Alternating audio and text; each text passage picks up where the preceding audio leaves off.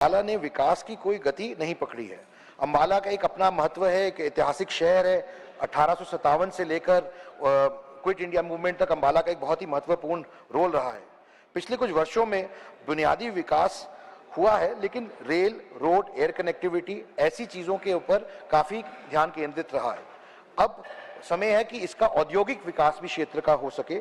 इसके लिए मैं एक डिमांड रखना चाहता हूं कि जो एमआरओ है, जिसको मैं आपके ध्यान में आकर्षित करना चाहता हूं कि अम्बाला में एक defence maintenance, repair and overall MRO hub की स्थापना का मैं अनुरोध करना चाहता हूं सरकार से।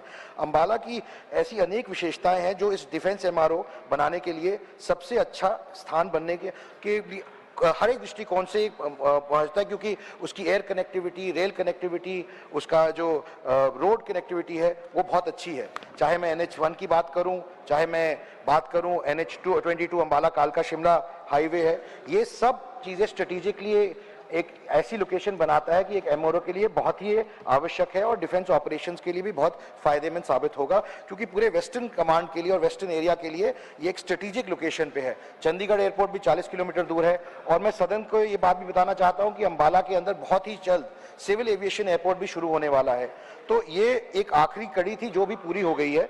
और मैं ये निवेदन इसलिए भी रखना चाहता हूं क्योंकि जो आसपास के इलाके हैं उसमें व्यवसाय के लिए, नौकरियों के लिए बहुत ही जरूरी आवश्यक प्रोजेक्ट है, जिसके लगने से पूरे क्षेत्र का विकास होएगा। और जो नौकरियों को लेकर जो हमारे क्षेत्र के युवा हैं, जो वहां पे कमी रही है, उसको भी विकसित होने का मौका मिलेगा। उसके साथ अन्य उद्योग, लॉजिस्टिक्स, ट्रेनिंग और बहुत सारे ऐसे उद्योग जुड़े हुए हैं जो उस एमआरओ को सपोर्ट करेंगे।